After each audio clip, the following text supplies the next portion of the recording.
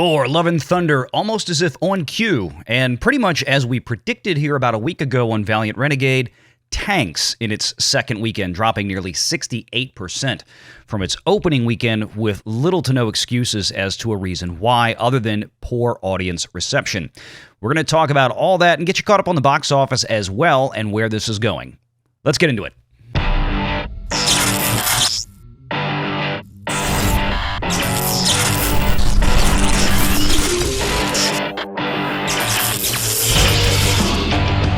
Renegade Online.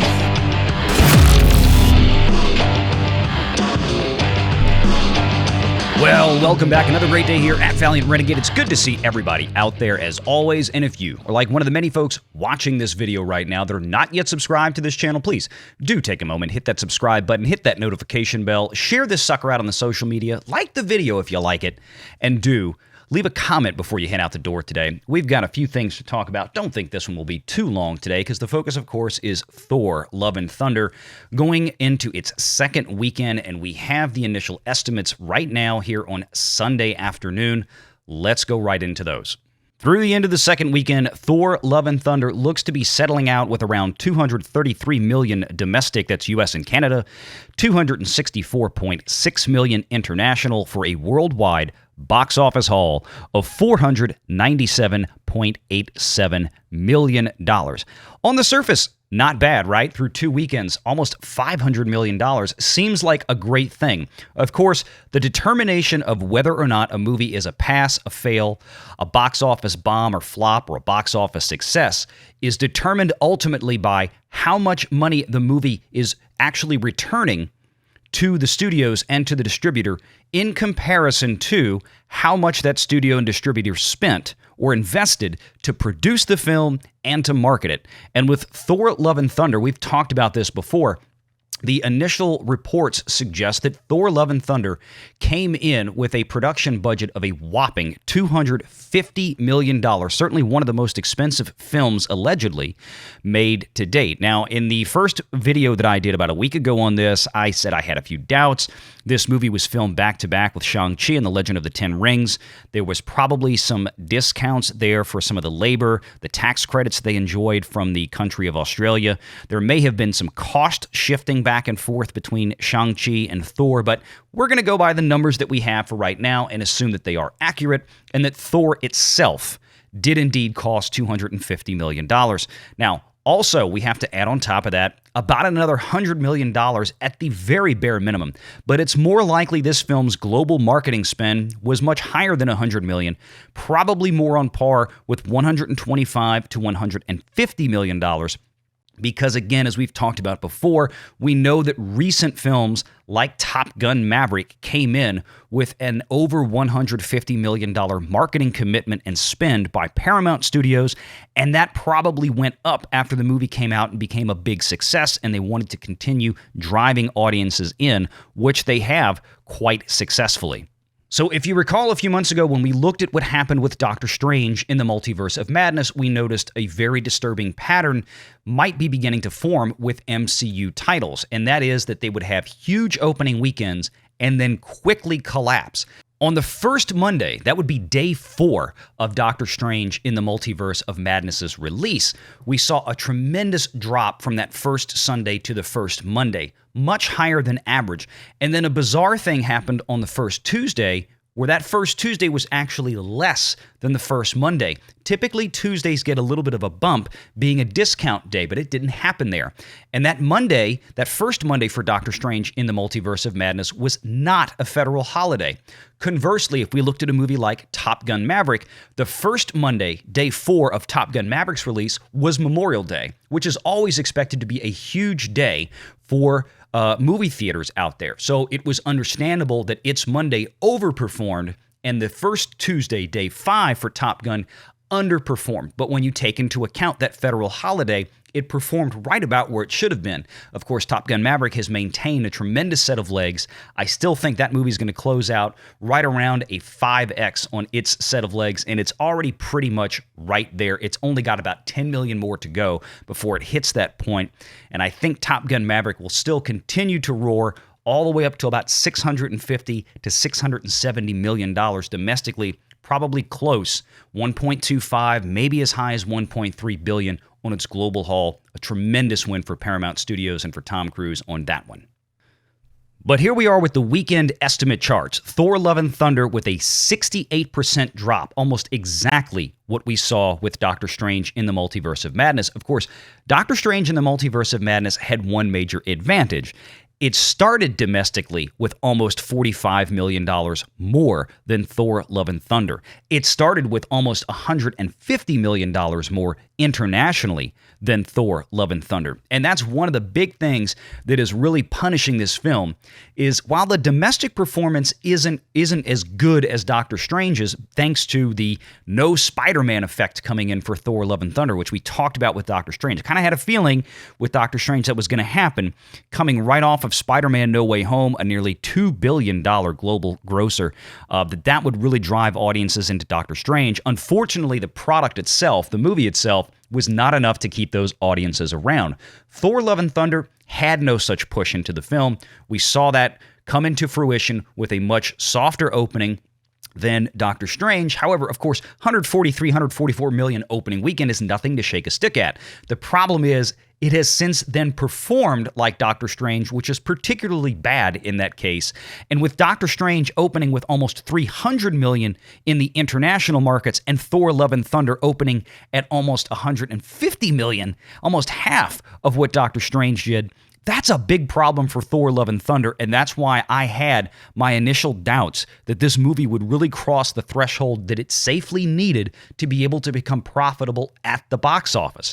But right now, the total domestic haul for that, 233 million. And look what's right behind it. Minions, The Rise of Gru at 26 million. And I want to show you something on this just to show you comparably how well a movie can leg out versus how poorly a movie can leg out.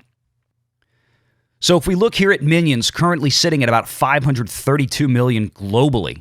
Now, compared to Thor Love and Thunder, I want to remind everybody that this production budget was a paltry $80 million. I've seen other figures that suggest 85 million, but we're right in line. Let's say 80 to 85 million. You can presume probably another 80 to 100 million easily for a movie like this in as many international markets that it played in for global marketing. So we're looking at somewhere around about 180 million, maybe on the high end, maybe as high as 200 million of all-in costs, meaning this film really only needed to get to around that $400 million global haul to cover its costs and make some solid profits, which clearly it's past at this point. But I want everybody to take a look here at the weekend box office performances for Minions: The Rise of Gru. $107 million open domestic on the first weekend, with a 46.128 million in weekend 2, a 57% drop. Now, a 57% drop is not amazingly good, but it's also not terribly poor either. Most films, you'll want to see them come in with about a 50 to 60% or mid 50% drop from weekend 1 to 2. Of course, this movie's also opening during the summer with kids out of school, and this being a kids movie, it plays a little bit different than something like a big action blockbuster. But that being said, it's very possible at this point that the second weekend of Minions at 46.1 million, once the final figures come in for Thor Love and Thunder over the next 24 to 48 hours for its weekend 2, Minions 2's second weekend might actually beat Thor Love and Thunder's second weekend. And remember, Thor Love and Thunder opened with almost $40 million more than Minions. That is a big deal.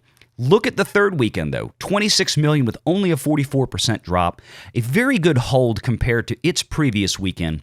I don't think that Thor is going to be anywhere close to 26 million in weekend 3. I wouldn't at all be surprised to see it come in the high teens or low 20s. And now let's take a quick peek in at the favorite movie to talk about here on Valiant Renegade right now. Everybody's favorite movie out there. It's America's movie. This is America's movie right now. This is going to be the big movie of the year. I don't know if even Avatar 2 can beat that domestic box office performance. We'll talk about that more later in the year as Avatar gets a little bit closer. But let's look at the box office here because I think this is important. Let's look at the weekend box office performance. This is a movie that has a tremendous audience impact. Audiences love it. Audiences keep coming back. How can we tell? Don't pay attention so much as to the raw numbers. 126.7 million in its opening weekend, about 18 to 20 million less than Thor Love and Thunder. But look at the second weekend, 90 million, only a poor, paltry, nothing, almost non-existent 29% drop for a second weekend like that, which is crazy for a movie that starts that big. 126 million opening, followed by 90 million, followed by 51 million, followed by 44 million. In other words, it took 4 weekends before Top Gun Maverick was in the mid-40s, which is where Thor Love and Thunder is on weekend number 2. And if we look here at the weekly box office performance, in its 7th week, Top Gun Maverick was still pulling in $24 million. There's no reason to pull this movie out of the theaters anytime soon. Because just as a quick reminder to everybody out there, don't forget that Tom Cruise has a deal with Paramount on this, according to inside sources at Paramount, and thanks to the reporting of Matthew Baloney at Puck.News or Puck Magazine, we know that Tom Cruise was able to negotiate an exclusive 120-day theatrical window for this film, meaning that this film could very well still be playing on Labor Day in September in a couple of months here. When that rolls around, still pulling in money at the box office. Now, the only way that that may not happen is that if Tom Cruise and Paramount come to terms to release it after 90 days, maybe to something like Paramount Plus or PVOD, we'll see. But bear in mind that if Paramount goes that route, they are going to have to pay Tom Cruise a bunch more money to make that happen. But getting back to the comparative chart for these few films that we've just spoken about, let's look at how their performance is lining up. And here we are in the very beginning. We can see here what it looks like when we have a good performer. The blue line is Top Gun Maverick, which started towards the bottom end of these 4 films, but then quickly accelerated right past Doctor Strange and the Multiverse of Madness after only about 10 days. And that was it. I want you to look at where Doctor Strange's line after day 16, how much it flattened out. And especially here, right about day 30, it hit a brick wall. And from day 30 to where we are now, day 72, it only really pulled in about another $25 million. That is not the case, obviously, with Top Gun Maverick. Look here on day 30 for Top Gun Maverick, $511.5 million. And if we just roll out another 22 days, $618 million almost. It's pulled in another $100 million in that same time frame, which is absolutely astonishing.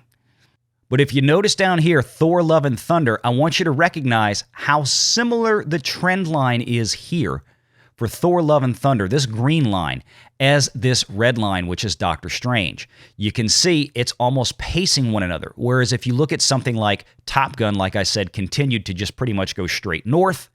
And even if you look at the Minions Rise of Gru, I want you to notice how nice and smooth the climb is on this yellow-orange line right here, as opposed to having these plateaus and then pickups and then plateaus and then pickups, and those plateaus and pickups become flatter and flatter.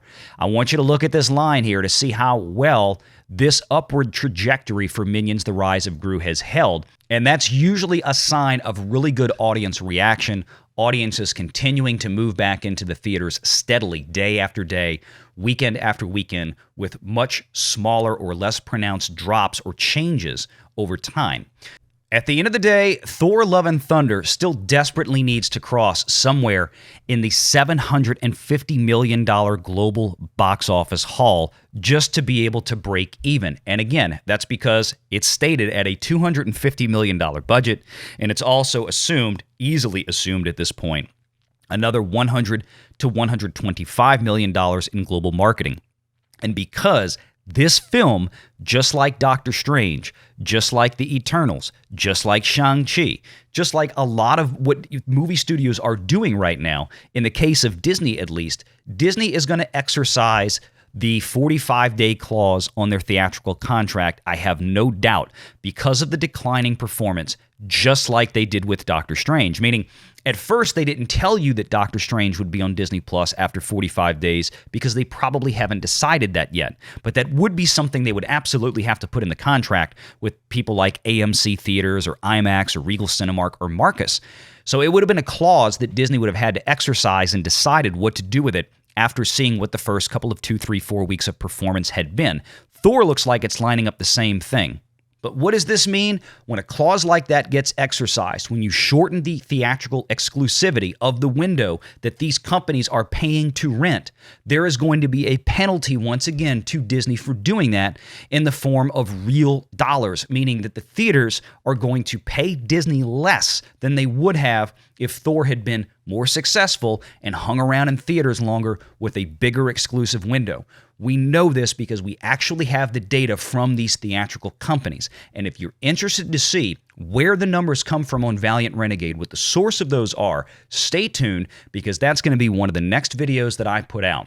We're actually going to be looking at some real financial documents because a lot of folks out there, I think, people, wonder pie in the sky numbers. Where do the numbers come from that you're saying that the theater takes home this and the studios take home that? Why the difference on international versus global? Well, we're going to get into the specifics of those numbers in one of these next videos. So stay tuned for that one. Like I said, it's good to see everybody out there. Please make sure you hit that like and subscribe button, hit that notification bell, share this sucker out on the social medias, and of course, do leave a comment before you head out the door today. It's good to see everybody. Until next time, take care, y'all.